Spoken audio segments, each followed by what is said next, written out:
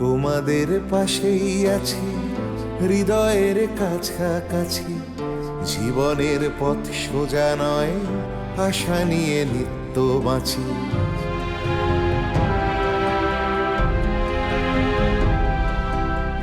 শিক্ষা ছড়িয়ে পড়ুক ভেদাভেদ শূন্য করে, এ বেলা নাই বা জুটুক ও বেলা জুটতে পারে। বিপ্লব আসছে দেখো নারী তুমি পিছিয়ে জানি, জ্বলে ওঠো নিজের আলোয়, মুছে দাও দুঃখ গ্লানি। এভাবে আর থেকো না হাহাকার জড়িয়ে বুকে, আমি হাত বাড়িয়ে আছি সাড়া দাও আমার ডাকে। আমি হাত বাড়িয়ে আছি সাড়া দাও আমার ডাকে।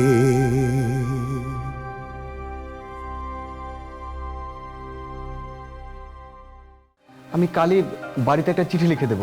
আচ্ছা, তোমার কি এখানে থাকতে কোনো কষ্ট হচ্ছে? না ভাইজান, আমার কোনো কষ্ট হচ্ছে না। তাছাড়া এখানে যে কাজের জন্য এসেছি সেটা ছাড়া অন্য কিছু ভাবার সময় কোথায়? তা অবশ্য তুমি ঠিক বলেছ। মাথায় দুশ্চিন্তা থাকলে অন্য কোনো কাজে মন বসে না। এখন আমাদের একটাই লক্ষ্য ভাইজান, সুলতান ভাইকে কি করে ছাড়াবো। তুমি ঠিক বলেছ। আমার ধারণা ওই সরকারি আমলাকে ধরলে উনি ঠিকই একটা ব্যবস্থা করবেন। সুলতানের কি খবর বলো তো? ওর বাড়ির লোকের ওর ব্যাপারে কি ভাবছে? ওর বাড়ির লোকের একেবারে ভেঙে পড়েছে, বিশেষ করে ওর বউটা সুলতানের সুখে একেবারে পাথর হয়ে গেছে। তা তো হবেই। এরকম একটা দুঃসংবাদে কে আর নিজেকে ধরে রাখতে পারে বলো? আমি যে কেমন করে এরকম একটা ভুল করলাম, একটা ভুল মানুষকে যে কেন দায়িত্ব দিলাম, আমার মাথায় কিছু ঢুকছে না। কথা ভেবে আর লাভ নেই। দেখো, ওর বাড়ির লোক খোঁজ খবর নিচ্ছে, শুনলাম ওর বড় ভাই সুলেমান বলতে চেষ্টা করছে। আচ্ছা, তোমরা কিছু করছো না? ভাবছি যে কোনো উপায়ে সুলতানকে ছাড়িয়ে আনতে হবে। আর কি আর তার আগে ওই অত্যাচারী দারোগাকে একটা উচিত শিক্ষা দিতে হবে। তার প্ল্যান চলছে। কি প্ল্যান করছো তোমরা? কি করবে দারোগাকে? এই দেশ মাতার কল্যাণে তাকে বলি দেওয়া হবে। অনেক অনেক অত্যাচার করেছে, অনেক রক্ত ছড়িয়েছে। এখন তার নিজের রক্তে তার প্রায়শ্চিত্ত করবে। এটাই হবে তার উপযুক্ত শেষ শাস্তি। একদম ঠিক। ওই দারোগার এই শাস্তি হওয়া উচিত। আর তাকে মারতে পারলেই অনেক দিক থেকে রেহাই পাওয়া যাবে। এই এলাকায় যত রকমের অন্যায় অত্যাচার সবকিছুর পেছনে ওই অত্যাচারী দারোগার মদত রয়েছে। একদম ঠিক বলেছ, একদম ঠিক বলেছ। ওই দারোগার জন্যই মেজ মল্লিকের আজ এতবার রায় বাহাদুর হবার স্বপ্ন দেখছে আমাদেরকে ধরিয়ে দিয়ে। ওকে মারতে পারলেই ওই মেজ মল্লিকের সমস্ত দৌরাত্ম একেবারে শেষ হয়ে যাবে। আজ তাহলে আমি আসি। আর তোমারও এখানে বেশিক্ষণ থাকা ঠিক হবে। ঠিকই বলেছ।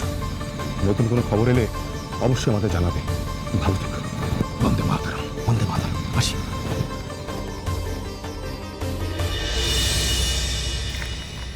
আজ নিজেকে খুবই অপরাধী বলে মনে হচ্ছে। কেন যে আমি সুলতানকে কাজটা দিতে গেলাম। আজ একটা পরিবার আমার জন্য নষ্ট হয়ে গেল। আমি নিজেকে কখনো ক্ষমা করতে পারবো না, কখনোই না।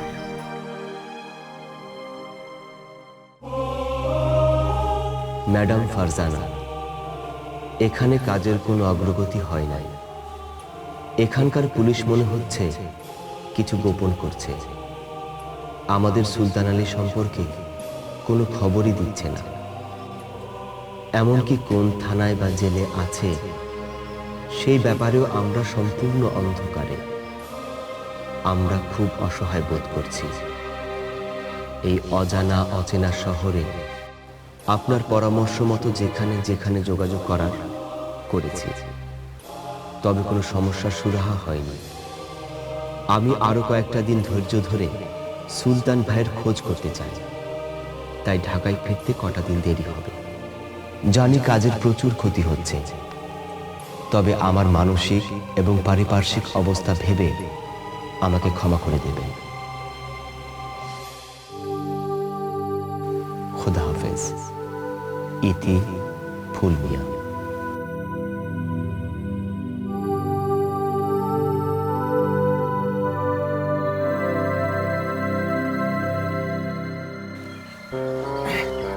তুই ব্যাপারটা একটু খুলে বল দেখিনি, তুই ঠিক দেখেছিস তো কেষ্ট? আরে হ্যাঁ গো ঠাকুর মশাই, এসব কাজে কেষ্ট কখনো ভুল করেছে বলুন?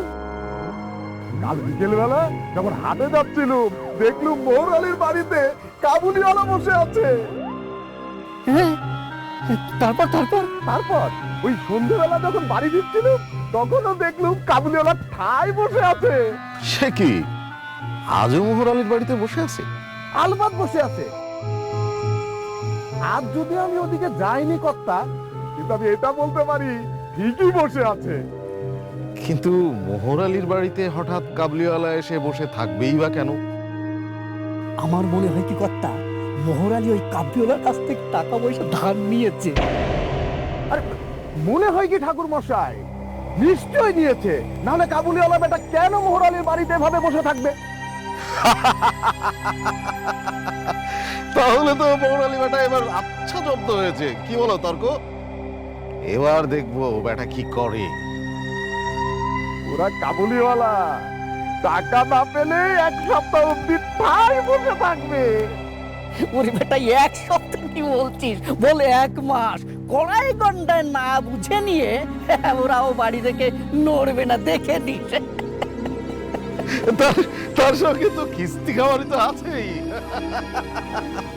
তাহলে তো কবির সাহেবের খুবই বিপদ, আমাদের কিছু একটা করতে হবে। এই তোরা কি করবি রে কাবলিওয়ালার? কেন? আমরা তাকে মেরে তাড়াবো? কেন হে বাপু, সে বেটা বসে আছে, তাতে তোদের কি? কবির সাহেব খুবই ভালো মানুষ, আমাদের বিনা পয়সার ওষুধ দেন, আর তার দুর্দিনে আমরা তারা সাহায্য করবো না? দেখি কাবলিওয়ালা বেটা কেমনে বসে থাকে। এটা তো তোদের ভারী অন্যায় হে বাপু। সে বেটা বসে আছে টাকা পয়সা পাবে বলে, তোরা কেন তাকে মেরে তাড়াতে যাবি? কেউ কিচ্ছুটি বলবে না। তর্ক, চলো তো দেখে আসি। হ্যাঁ, আয় কেষ্ট, আয় আয়, দেখে আসি।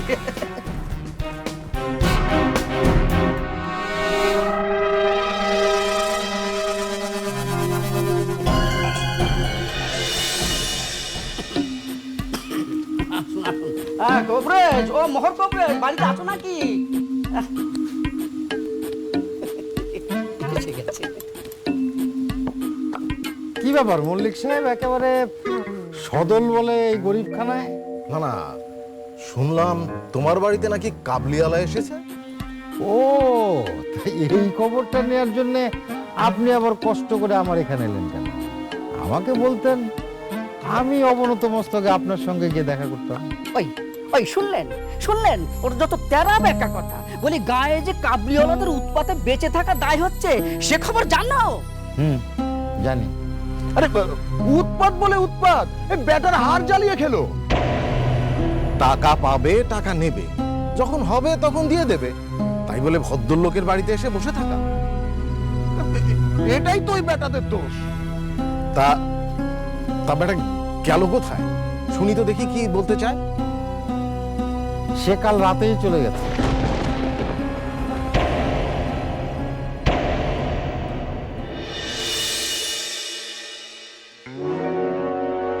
সে টাকা নিতেও আসেনি, টাকা দিতেও আসেনি। সে এসেছিল ওষুধ নিতে, ওষুধ নিয়ে চলে গেছে। হ্যাঁ, হ্যাঁ শুধু ওষুধ দিতে এসেছিল? হ্যাঁ, শুধু ওষুধ। এই দেখো, আমি ভেবেছিলাম বুঝি কাবুলিওয়ালা তোমার কাছ থেকে টাকা নিতে এসেছে। আরে কাবুলিওয়ালাদের অত্যাচারে গ্রামবাসী তো অস্থির, ভাবলাম তুমি বিপদে পড়েছো। আরে তোমার বিপদে আমাদের সাহায্য করতে আসা তো দায়িত্ব, নাকি বলো? এই এই, আমরা তাহলে আসি। এই এই চলো, চলি মোহর। আচ্ছা,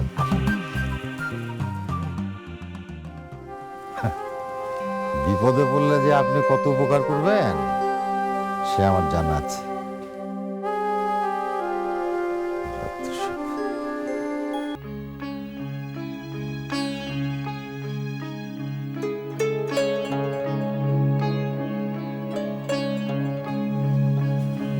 মোহর, আরে সোমনাথ, এসো এসো, বসো।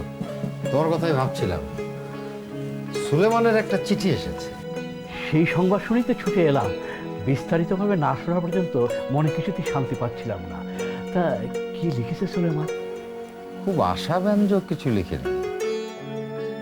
সুলেমান আর ফুলমিয়া মিলে চেষ্টা করছে, এই আর কি। আগে যে শুনেছিলাম কোনো এক সরকারি আমলাকে ধরেছে, তার কি হলো? আমলাকে ধরেই তো চেষ্টা করছে, কিন্তু আসার কোনো আলো দেখতে পাচ্ছি না। আসলে দেশের এখন যা অবস্থা, বিপ্লবী নাম শুনলে কেউ আর নিজে কেউ সঙ্গে জড়াতে চায় না। কে আর এখন কার কথা ভাবে বলো? সবাই এখন নিজেকে নিয়ে ব্যস্ত। এর আগে সুবিমল যখন ধরা পড়লো, আমি তো কত জায়গায় গেছি, কত মানুষকে বলেছি, কিন্তু কেউ ওই ছেলেটার জন্য তদবির করতে একদম রাজি হলো না। তুমি তো সবই জানো।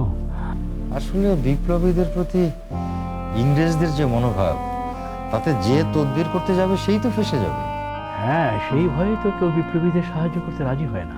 আমার দেশ, আমার জমি, সেখানে ইংরেজরা সবকিছু চুষে খাচ্ছে। এর প্রতিবাদ করতে গেলেই বিপ্লবী বলে জেলে পড়ছে। জেলে ঢুকাবে তো? কত ঢুকাবে?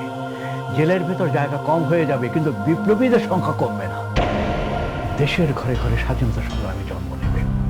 আমি সেই দিনটার জন্য চোখ মেলে বসে আছি, যেদিন দেশটা স্বাধীন হবে। আমাদের তরুণ ছেলেদের আত্মত্যাগ, বলিদান সার্থক হবে। ইনশাল্লাহ, নিশ্চয়ই হবে। সোমনাথ, মৃত্যুর আগে কি স্বাধীন দেশ দেখে যেতে পারবো না? মরার আগে যদি ছেলে মেয়েগুলোকে নির্ঝঞ্ঝাট দেখে যেতে পারতাম, তাহলে মরেও শান্তি পেতাম। জানি না ভগবানের কি ইচ্ছে, তবে দেশ একদিন স্বাধীন হবে। সুলতানের মতো নির্দোষ ছেলেকে ওরা আটক করেছে। এর প্রতিশোধ আমাদের স্বদেশী ভাইরা নেবেই। উগ্রতা দিয়ে আমরা ইংরেজদের এ দেশ থেকে তাড়াতে পারবো না। হাতের বদলে হাত, মানুষের বদলে মানুষ, গুলির বদলে গুলি দিয়ে এই দেশকে স্বাধীন করা সম্ভব নয়। গান্ধীজির পথে এগুলি এই দেশ স্বাধীন করা সম্ভব। তাতে কোনো মায়ের বুক খালি হবে না। অহিংসা এবং অসহযোগ আন্দোলন দিয়েই এদেশ থেকে ইংরেজদের তাড়ানো সম্ভব। না মোহর, ওরা ভালো কথার মানুষ নয়, ওদেরকে মেরে দেশ থেকে তাড়াতে হবে। যাক, এই বিতর্ক কখনো শেষ হবে না। তুমি বলবে অহিংসা, আমি বলবো হিংসা, কিন্তু একথা তো ঠিক, আমরা দুজনেই দেশকে স্বাধীন দেখতে চাই। যাক, আজ চলি। ঠিক আছে। সুলতানের খবর পেলে জানিও।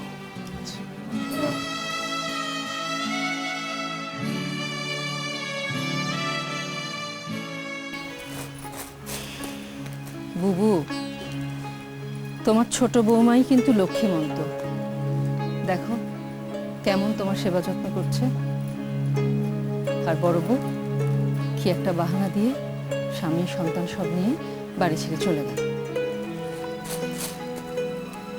হ্যাঁ, সবই আমার কপালটা ছোট। সংসারের এমন বিপদের সময় ছোট বৌমার পাশে এসে দাঁড়ানো কি একবার উচিত ছিল না বড় বউ? সেসবের জন্য বাবা মায়ের শিক্ষা লাগে,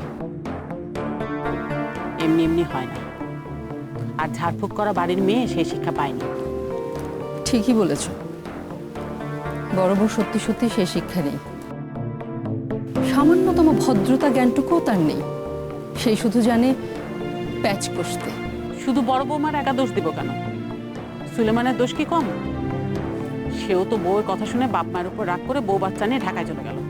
আচ্ছা, সারাক্ষণ যদি বেটা ছেলের কানের কাছে তার বউ বাবা মার নামে বদনাম করতে থাকে, তাহলে তার কি করার থাকে বলো তো? এমনিতেই তো সুলেমান শান্তিপ্রিয় মানুষ, এত ঝামেলা সইতে না পেরে বাড়ি ছেড়ে চলে গেছে। সেসব কিছুই না রে ছোট, সবই আমার নসিবের দোষ। বড় বউ যেমন এই সংসারে থাকলো না, আর আমার মেয়েটাও শ্বশুরবাড়িতে টিকতে পারলো না। বুবু, এটা কিন্তু তোমার ভারী অন্যায়। দেখো, স্পষ্ট কথা বলতে আমার কোনো দ্বিধা নেই। স্পষ্ট কথা মানে কি বলতে চাস তুই? আমি বলছি আমাদের অন্তরারও একটুখানি দোষ আছে। কেন? অন্তর আবার কি করছে? এই যে ফুলমিয়া অন্তরাকে নিয়ে ওর বাপের বাড়িতে যেতে চাইছে, অন্তরা একবার গেলেই তো পারে। কি যে বলিস না ছোট তুই, ও কি শ্বশুরবাড়িতে এক মুহূর্ত শান্তিতে টিকতে পারে? কত কষ্ট দেয় ওরা। আর তুই কেন হঠাৎ করে আমার মেয়ের পিছনে উঠে পড়ে লাগলি কেন বলতো? বুবু, অন্তরার ভালো চাই বলেই কথাটা বললাম। থাক, আর বলতে হবে না। তুই মনে হয় ভুলে গেছিস, ভরা পোয়াতি অবস্থায় মেয়েটা যখন আমার কাছে এসেছিল তখন ওর চেহারার কি অবস্থা হয়েছিল? না খেয়ে খেয়ে কাঠি হয়ে গিয়েছিল। কম কষ্ট দিয়েছে ওরা? ওর শ্বশুর শাশুড়ি, ওর খুড়ি শাশুড়ি 5 সাল পর্যন্ত খাওয়ায়নি, আর তুই ওদের হয়ে সাফাই গাইছিস কেন? আমি সাফাই গাইছি না বুবু, আমি শুধু বলতে চাইছি এখন যেহেতু ফুলমিয়া ওকে একবার নিয়ে যেতে চায়, তাই একবার যে ঘুরে আসুক না। না, যাবে না, অন্তরা যাবে না।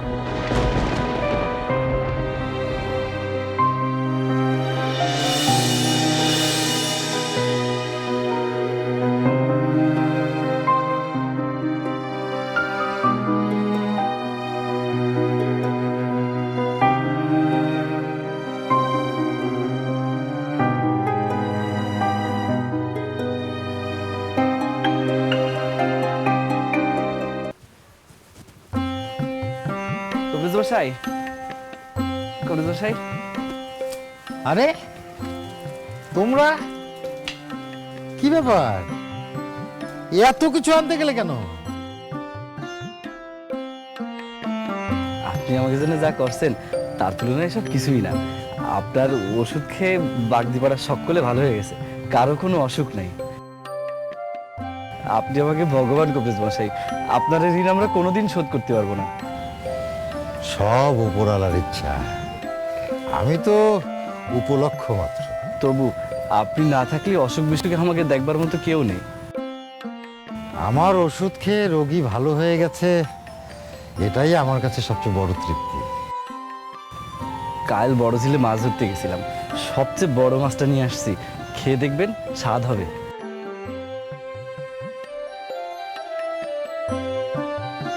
আর বাড়ির দুটো মুরগিও নিয়ে আসছি। আচ্ছা তোমরা এত কিছু আনতে গেলে কেন বলো তো বাবা? মাঠান, আপনার পছন্দ হয়েছে তো? হ্যাঁ বাবা, খুব পছন্দ হয়েছে।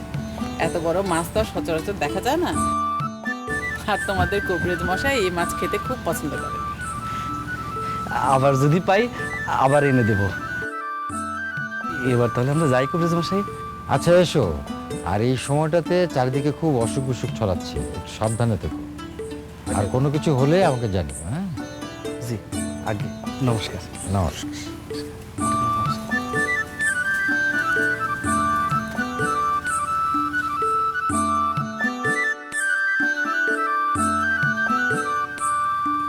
আজকে একটু ভালো করে রান্না করো তো বড় বউ, অনেকদিন ভালো মন্দ খাওয়া হয় না।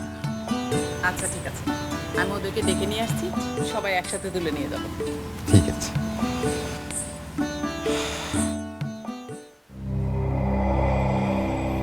বুঝলে তারকরত্ন,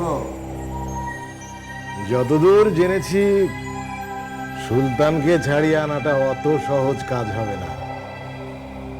মোহর তার মেয়ে জামাই তো আর কম চেষ্টা করছে না। বাবা, একেই বলে ইংরেজ পুলিশ। সবই তো বুঝলাম, কিন্তু এত কিছুর পরেও তো গায়ের লোক একেবারে কবরেজের পায়ের উপর আসতে পড়ছে। কিরে কেসটা, মেজে মল্লিককে খবরটা বল। আজ্ঞে কর্তা, ওই বাগদিপাড়ার লোকজন মোহর কবরেজের বাড়িতে ভেট নিয়ে যাচ্ছে আজকাল। ভেট নিয়ে যাচ্ছে মানে? মানে হচ্ছে কি, ওই কলাটা মূলোটা সব মাথায় করে কবরেজের বাড়িতে পৌঁছে দিচ্ছে। শুধু কি কলাটা মূলোটা, এই গাছের শাকসবজি ফলমূল থেকে শুরু করে ঘরের হাঁস মুরগি সব। কিন্তু কে দিল এসব? কে নয় তাই বলুন, ওই বাগদিপাড়ার লোকজন সবাই সার বেঁধে এসব পৌঁছে দিচ্ছে মোহর কবরেজের বাড়িতে। তাই নাকি? কিন্তু বলতো কেন এসব তারা করতে গেল? মরক লেগেছিল, ওই মোহর কবরেজ বুক দিয়ে করেছে। কর্তা, আপনাকে তো বলেছিল ত্রাণ নিয়ে যেতে, আপনি তো আমার কথা কানেই তুললেন না। ও, এবার বিষয়টা আমার কাছে পরিষ্কার হয়ে গেছে। ও কবরেজ তাই গেছে, আমি মরতে যাব কেন? কিন্তু কবরেজের এই রমরম অবস্থাটা তো মেনে নেওয়া যাচ্ছে, আর এভাবে যদি চলতে থাকে তাহলে বেটারা কিন্তু আমাদের মাথায় চড়ে উঠবে। হ্যাঁ, তা বটে। শুনছিলাম কলকাতায় কি সব সাম্যবাদটা নিয়ে আন্দোলন হচ্ছে। তাই তো বলছি, সময় নষ্ট করবেন না, মোহরের ডানাটা ছেটে দিন, না হলে কিন্তু বিপদে পড়বেন। আপনার সঙ্গে তো দারোগার বেশ দহরম মহরম। দারোগাকে বলে দিন না মোহরকে একটা ফাঁদে ফেলতে। সে আর বলতে, আমিও তককে তককে আছি, সুযোগ পেলেই দেব ব্যাটার ঘাড় ভেঙে। আমি দারোগার কাছে যাচ্ছি, সুলতানের কেসটাতেই মোহরকে ফাঁসাতে হবে। তর্ক, তুমি বাড়ি যাও, কেসটা তুই চল আমার সাথে।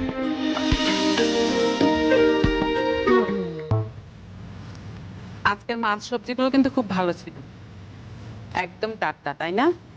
তোমার রান্নাটাও কিন্তু বেশ চমৎকার হয়েছে, অনেকদিন পর বেশ তৃপ্তি করে খেলাম। আমার মায়ের হাতের রান্নাও কিন্তু খুব ভালো ছিল। আমার সব কাজই তো আমার শাশুড়ি আম্মার কাছ থেকে শেখা। তা না হলে যতটুকু বয়সে এই বাড়িতে এসেছিলাম তখন তো আমি কোনো কাজই পারতাম না। সেই জন্য কিন্তু মার হাতে তোমার অনেক বকাও খেতে হয়েছে। পাঠিয়েছি, তবে উনি কিন্তু একদম আমাকে নিজে হাতে ধরে কাজ শিখিয়েছেন। দেখতে দেখতে কতগুলো বছর পার হয়ে গেল না, দিন যে কোথা দিয়ে যায়। সময় কারোর জন্য অপেক্ষা করে থাকে না। কত সুখ কত দুঃখ পার করে আজকে এখানে এসে পৌঁছেছি, একদিন আবার টুক করে চলেও যেত। হ্যাঁ, সুখ যেমন পেয়েছি দুঃখ তো কম পাইনি। ঠিকই বলেছ, আমার মিজান যেদিন জন্মালো কি যে আনন্দ পেয়েছিলাম। আমার প্রথম সন্তান আবার একদিন চলেও গেল, সে ব্যথাও তো ভুলাম না। সুখের স্মৃতিগুলো খুব তাড়াতাড়ি চলে যায় না, কিন্তু দুঃখের স্মৃতি কোনোদিন ভোলা যায় না। ঠিক তাই, যখন দুঃখ আসে মনে হয় যে রাত যেন আর শেষ হবে না, তারপর ঠিকই তো আবার ভোরের সূর্য ওঠে। হ্যাঁ, অন্তরার যখন বাচ্চা হলো, ঠোঁট কাটা বাচ্চা, আমরা চিন্তায় কত অস্থির হয়েছিলাম। অথচ দেখো একসময় ঠিকই ভালো ভালো সব কেটে গেল। হ্যাঁ, এখন আবার নতুন বিপদ এসে হাজির হয়েছে। এই বিপদও একদিন কেটে যাবে ইনশাল্লাহ। ছেলেটা যে কবে ফিরবে কে জানে। বউটার দিকে একদম তাকানো যায় না। বাপ হয়েও আমি কিছু করতে পারছি না। আমার সামর্থ্য থাকলে আমি একবার কলকাতায় গিয়ে দেখতাম কিছু করা যায় কিনা। বড় ছেলে জামাই দুজনই তো ওখানে আছে, তুমি আবার ওখানে গিয়ে কি করবে? তা আছে, কিন্তু আমার মন তো মানে না বড় বউ, আমিও তো বাবা। এখন আমাদের আল্লাহকে ডাকা ছাড়া আর কি বা করার আছে বলো? হ্যাঁ, আল্লাহই একমাত্র ভরসা। সকাল বিকাল তাকে ডাকা ছাড়া আর তো কোনো উপায় নেই। আচ্ছা, তুমি একটু বিশ্রাম করো, আমি একটু বাড়ি থেকে আসছি।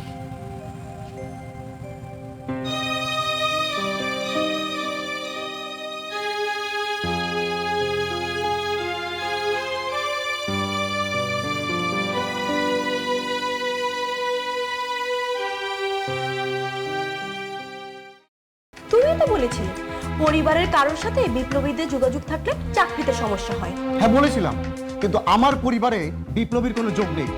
যা হয়েছে তা একটা দুর্ঘটনা। সুলতান পরিস্থিতির শিকার।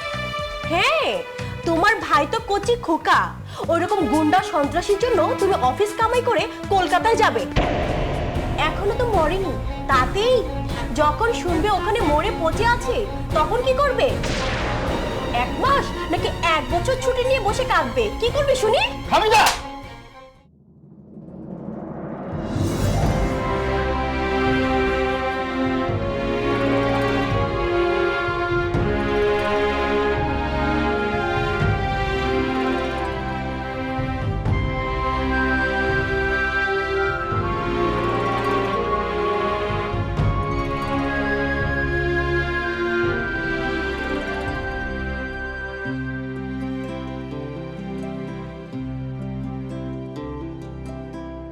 তোমাদের পাশেই আছি হৃদয়ের কাছাকাছি, জীবনের পথ সোজা নয়, আশা নিয়ে নিত্য বাঁচি।